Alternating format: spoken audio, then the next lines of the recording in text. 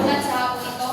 Ako si Marian Zuleta, unang katakabulat. At aking tatalakayin ngayon ay tungkol sa mga terminong dulaan. Ang terminong dulaan ito ay may 35 uri. Una dito ay ang basahin Jo Marie. Ito ay ang malaking pagkakahati sa dula. Ito yung malaking pagkakahati sa isang dula. Katulad ito ng kabanata sa isang nobela. So next naman ay apron. Basahin. Ito ang pangalang binigay sa bahagi ng entablado. So ang apron, ito yung bahagi ng entablado nasa pagitan ng kortina at nangunahang bahagi ng entablado. So next is ASM or Assistant Stage Manager. So ang assistant stage manager, ito yung katulong ng stage manager sa likod ng entablado upang tiyakin ang maayos na daloy ng pagtatanghal. So next is blackout. Ito ang sandali na pagtatanghal na patay lahat ng ilaw sa entablado. So, sandaling pinapatay lahat ng ilaw sa entablado kami yung tanda ng pagtatapos ng eksena. So next is blocks. Ito ang Ito ang terminong ginagamit sa mga crew sa pagtatanghal. pagtanghal. So ang blocks, ito yung itim na kasuotan na mga pro pang hindi sila mapansin sa panahon ng pagtatanghal. So next is blocking. Ito ang asistent sa pagsasaayos ng mga galaw ng artista sa ibabaw ng entablado. So bago sila magsimulang magtanghal ay magkakaroon muna sila ng blocking kung saan sila, kung asa sila na part ng Mubarog or muplastar. Okay. Next, box office. Ito ay house na kung saan maaaring makabili ng ticket sa panonood ng mga manonood. Ang box office, ito yung lugar kung saan pwede kang Pumili ng ticket. makabili ng ticket ang mga manonood. Sunod naman ay ang box set. Silid na may tatlong linggig na kung saan ang pang-apat na bahagi ay tinanggal.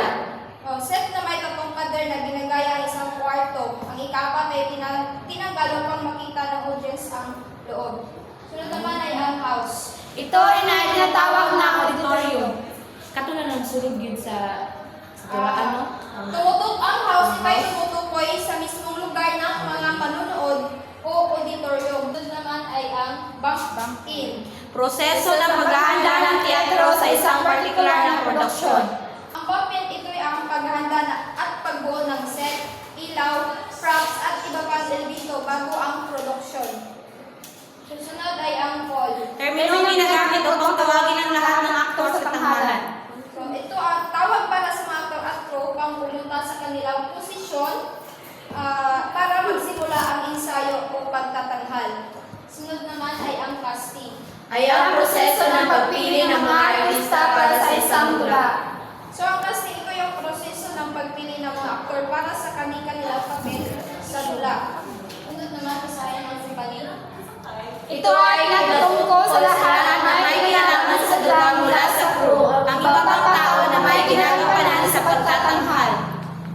So ang company, lahat ng tao sa production kabilang ang actor, director, technical crew at kabilang ng mga actor, director, technical crew at iba pa. So sunod ay ang curtain call. Ito ay paglabas ng aktor at nagbibigay ng bawsin. Curtain call, ito yung paglabas ng mga aktor pagkatapos ng pagtatanghal upang tumanggap ng palakpakan. Susunod is ang downstage. Tungkol sa isang bahagi na entablado na malapit sa mga So ang downstage yung bahagi pinakamalapit sa mga audience. Susunod is ang cue. Terminong ginagamit sa stage manager na kung saan isang direktibo utos na ginagamit sa mga tao sa technical kabilang ang tao sa lights and sounds. Katamurag Ang cue, okay, ano siya signal. O, signal ba nga? Ginagamit ng stage manager o technical na Napailan. staff para simulan ang Panalitan na mag-cue ka nga. Oo, okay. Wala to siya lights katong nasa present. Mo i-sentro. Yan ba, class? Yes, ma'am! Dress rehearsal. So, dress rehearsal. Isang buong pagtatanghal ng hula. Dito ang pagsasali ng tula kasama ang lahat ng costume, ilaw at props sa para totoo pagtatanghal. So, dito ang dress rehearsal ka lang before ka na ilang suoton ka na sina ilang Ilisanan. Dress rehearsal. Dili, uy. Dili ka na ilang isuot. Isuot na iwan ang ilang mga Ayaw sila, nakadress Sa na. sila mga Sunod is ang flat. Sa pangalan ng pagpili na nabalatan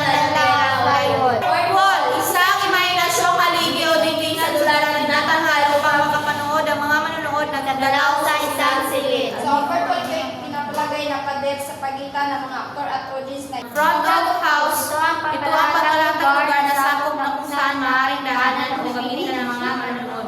So, bahagi ng teatro para sa mga audience gaya ng lobby, box office at mismo auditorium. So, sunod ay ang green room. Isang natatanging silid na kung saan maaaring mag-unwind ang mga aktor ay katong Oh, pwede lugar. sila, wala na sila Chill sila. interval, saglit So, na pagitan interval. ng mga Saglit na nagtatanghal. pagitan ng mga O, saglit na pahinga o break sa pagitan ng mga bahagi ng dula. May interval para Nasa makapahuway. makapahuway sila. Then, sunod na po, tanghal na po. Audience is matini. Ito ay pagtatanghal sa umaga o sa hapon na liban sa panggabing pagtatanghal. Reset. Terminong ginagamit upang ilarawan ang pagsasayos ng ilaw at props sa entablado bago magsimula ang dula. Ang preset ito yung pagsasayos ng mga kagamitan at ilaw bago magsimula ang dula. So, ang procedure ay Terminong ginagamit sa frame na ginagamit sa pagtatanghal. ang frame ng entablado na bubo ng mulis karihabang mukana. Ano siya yung Sa Moran, ibig sabihin na buong haba ng pagpapalabas o pagtatanghal ang isang particular na production. So, kabuang takbo. Ang bilang kabuang takbo ng isang isang production. pagtatanghal. So, stage left or stage right. Isang perspektibo ng aktor sa entablado kung saan ang aktor ay tumayo sa harap ng entablado. Technical rehearsal Ang technical rehearsal, pakibasa. ay natatanging pag-ensayo na nakapuko sa ilaw, set, sounds, and music na gagamitin sa pagtatanghal. Ngayon, ito ay ensayong nakatuon sa mga technical na aspeto gaya ng ilaw, tunog, at eksaktong oras ng Pagtatanghal. galaw ng props. Ah. So, sunod yan, theatre in the round. Isang forma ng teatro na kung saan Ang manonood ay nasa paligid na ng tatanghal. So, theatre in the round, ito ay forma ng entablado na nakapaligid ang audience sa lahat ng panig. Sunod naman ay ang backstage. Isang pananaka ng isang aktor sa isa pang aktor ng atensyon ng manonood sa entablado.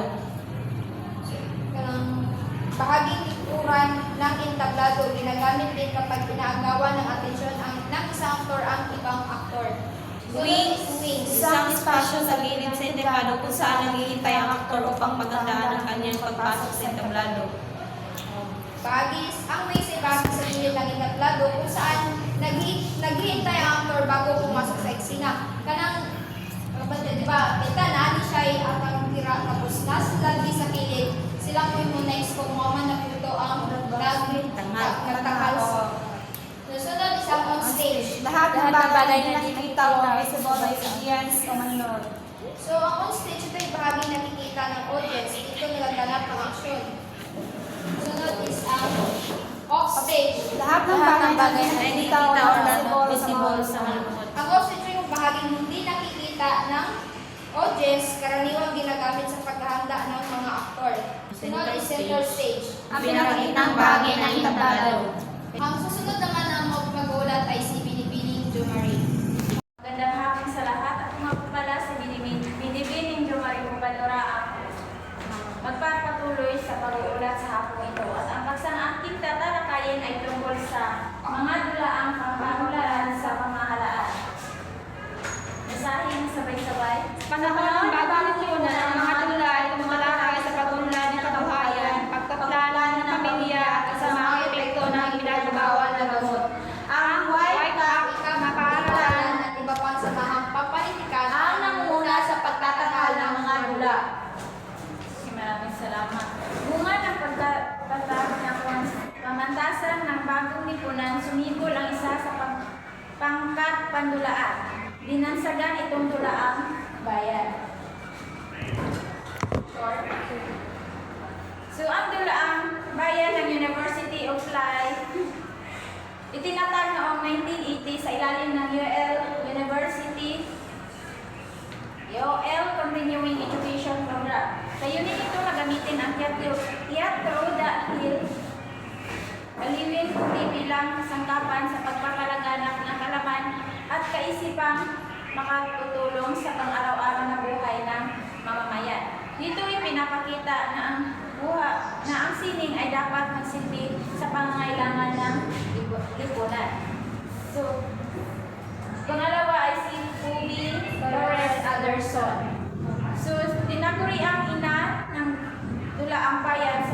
siya ang nagpasimula ng ideya ng paggamit ng dula bilang mabisang kasangkapan ng inobasyon sa komunidad. Pangatlo ay si Johnny F. C. Rose. Siya ay may likas na hilig sa teatro at pelikula. Ang kanyang pagkahumaling sa sining ay naging bahagi ng kanyang kontribusyon sa pagsulong ng dulaang bayan. Pang-apat, si Marcelo Pagstani Jr. Kilala siya sa kanyang sipag at syaga sa larangan ng pagtatanghal. Naging mahalagang bahagi siya ng mga gawaing pandulaan at nagiging inspirasyon sa iba. Noon ay ang dulaang UPA. Ang dulaang UPA ay itinatag noong ikalawang semestre ng taong pagpanuruunan. 1975 to 1976. Layunin nito, nabigyan ng professional na karanasan ang mga mag-aaral ng kursong pag-arte sa University of the Philippines. Ito mas pinagtibay ang isasanay ng mga estudyante sa tunay na pagtatanghal at kalikha ng di kalidad na dula. Sunod naman ay ang panghuling Dulaang guro, bayan. Itinatag ni Professor Natividad Graham Rogers noong 1976 sa Philippine National Normal College. Layunin nito ang nasanayin ang mga guro sa sining ng pagkikipagtalastasan gamit ang teatro dahil ang pagtuturo ay isang uri ng sining. Naging instrumento ito upang mapaunlad ang kakayahan ng mga guro sa malikhaing pagpapahayag. At ang susunod na mag-uulat ay si Dini Manilo. Magandang hapon sa lahat. So ako nga pala si Regine Melo, ang pangatlong tagapag-ulat ng paksang aking tatalakayin ay patungkol sa mga pangkat pandulaan sa paralan at pakamantasan. So, ang pangkat pandulaan sa paralan ito ay nagsisilbing sentro ng pagpapalaganap ng sining sa teatro sa mga kabataan. So, may walong halimbawa ang pangkat pandulaan. So, ang una ay ang pangkat pandulaan. So, ito na yung pandulaan. Ang una ay ang Pietro Tomaseno, 1997, University of Santo Tomas. So, dito ay tinatag ang mga mag-aral ng engineering, naging isa sa mga kaunahing teatro ng guild ng UST. So, may halimbawa ako dito ng Pietro Tomasino. So, halimbawa ay kilala ang grupo ito sa kanilang mataas na kalidad ng produksyon at sa pagsasanay ng mga mag-aaral na may interes sa teatro. So, ito ang halimbawa ng Pietro Tomasino.